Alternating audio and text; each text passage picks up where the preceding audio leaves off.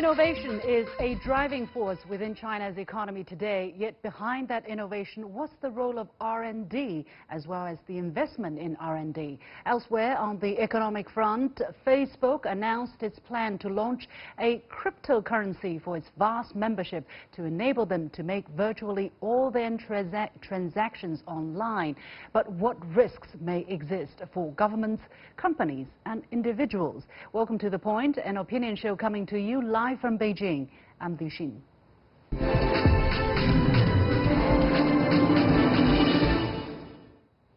How did China strive over recent decades to place itself as a leader in global innovation? That's the question many outside China have been wondering as China became the world's second largest economy and continues to grow. How did China make considerable progress in such a short time? And as the Chinese government and companies further prioritize R&D investment, how much can China look to innovation as a driver of its growth?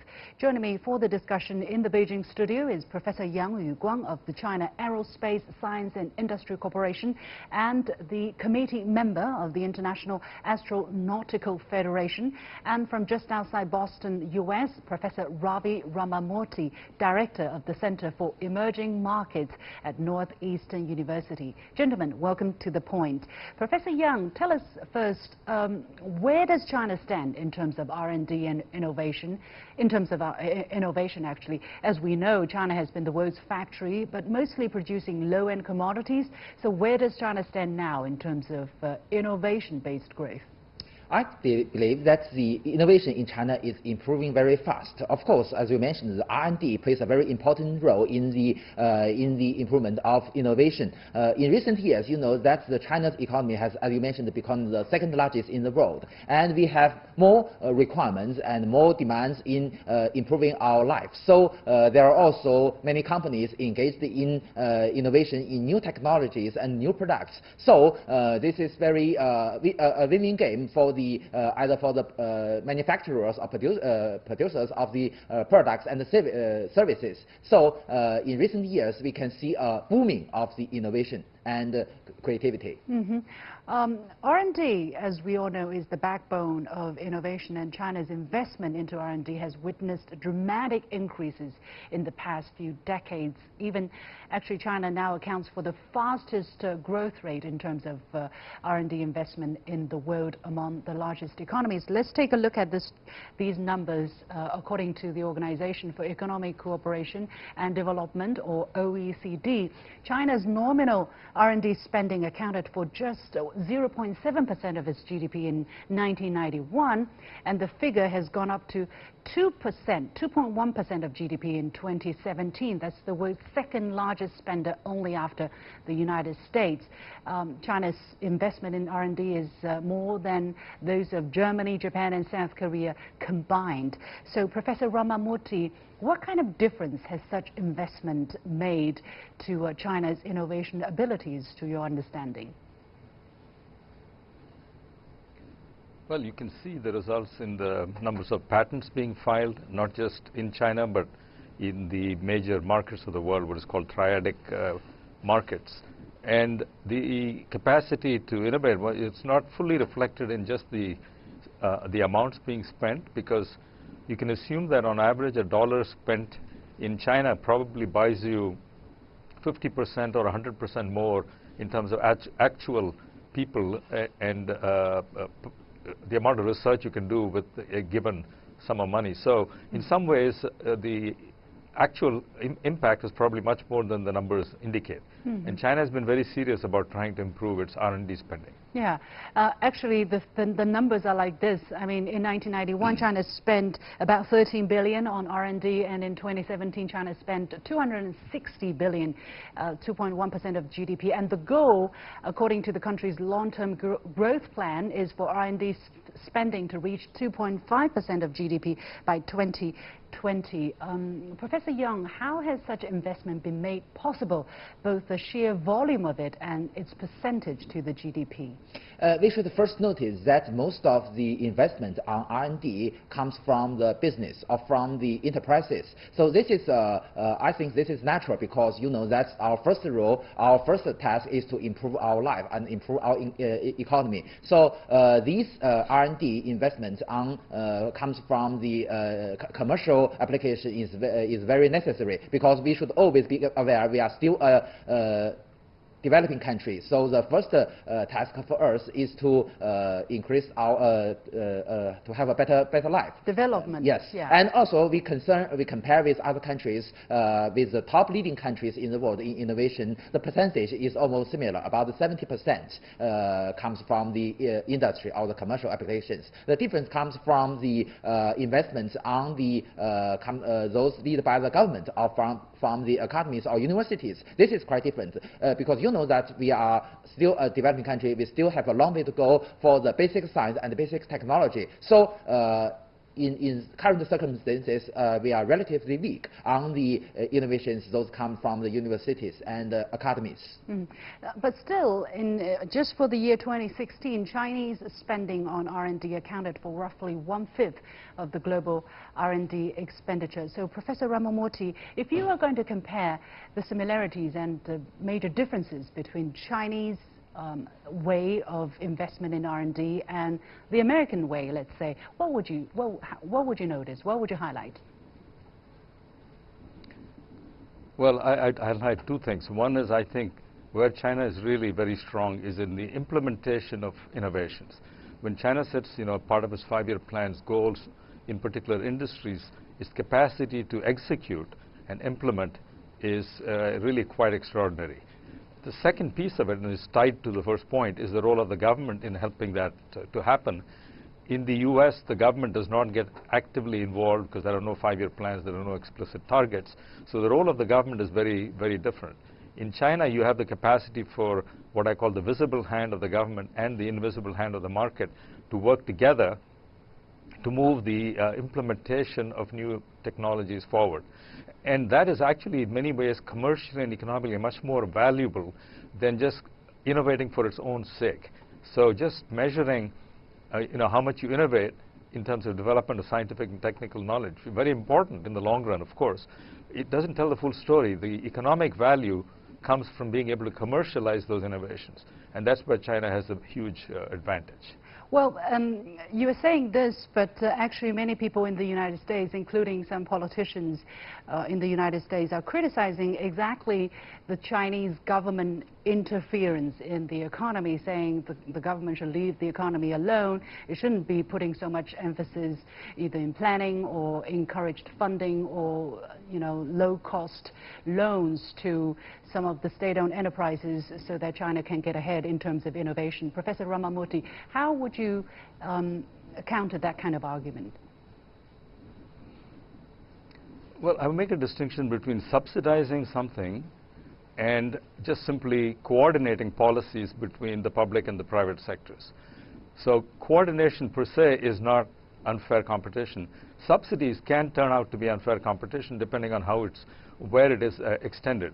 Even in the US, it's not considered wrong to subsidize R&D. The government does support and subsidize in some ways basic research. But the capacity to coordinate the actions between the private companies and the government, is not only doesn't exist, but is even seen as something that is undesirable, because the government should not be picking winners and losers. That is an issue we have to see in the long run. If you actually start to produce new technologies in the future, what should be the appropriate role of the state in fostering that? But I think China is still not there in that sense. Professor Young, what is your take on the question? Exactly what is the secret recipe for Chinese innovation to have made so much progress? Maybe we're not there yet in terms of a leadership position in terms of global innovation, and yet we have made so much progress. Exactly what's the key secret there?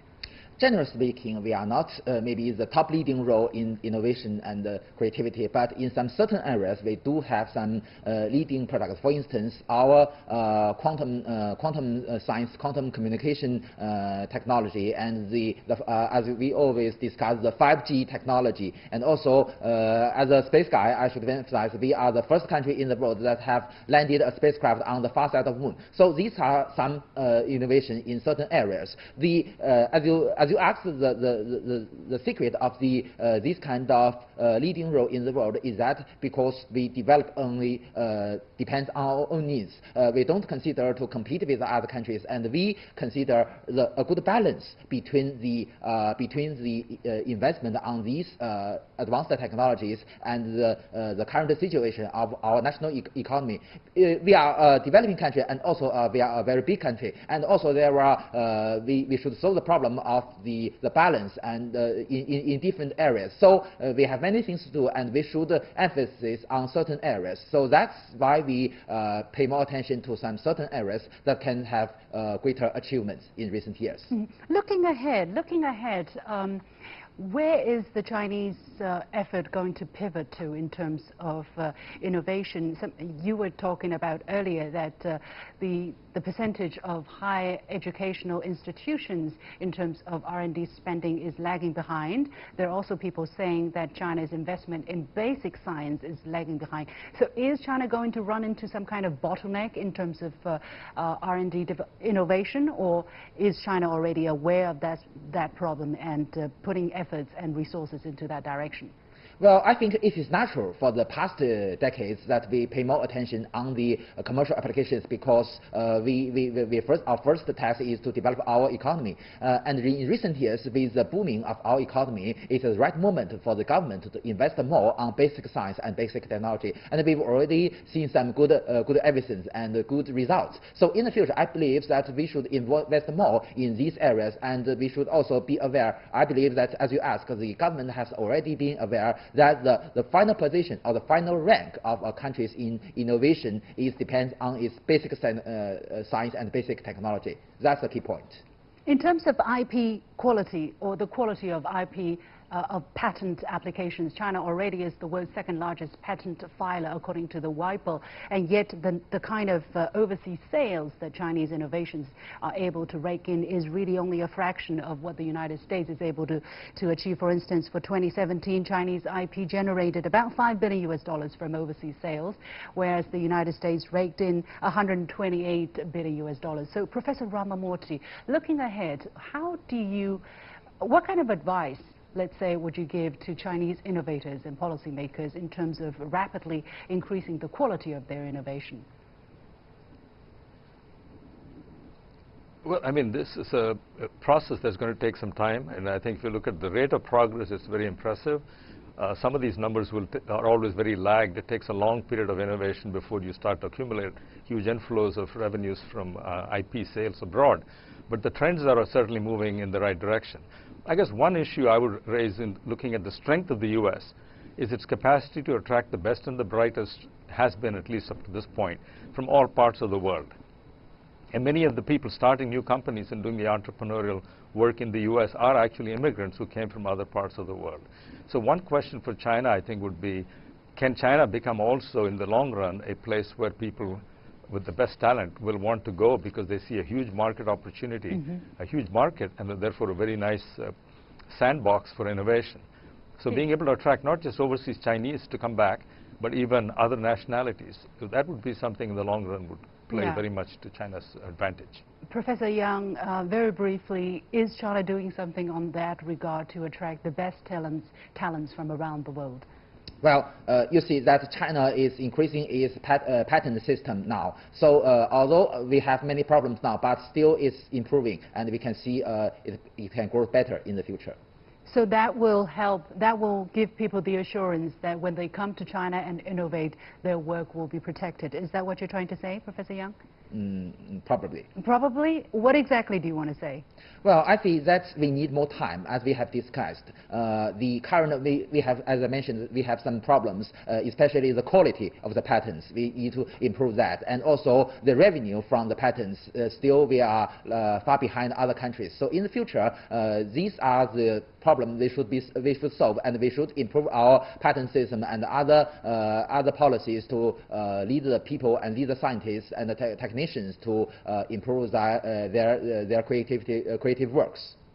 All right. Thank you very much. We're going to leave it there. Professor Yang Yuguang of the China Aerospace Science and Industry Corporation and Professor Ravi Ramamurthy of Northeastern University.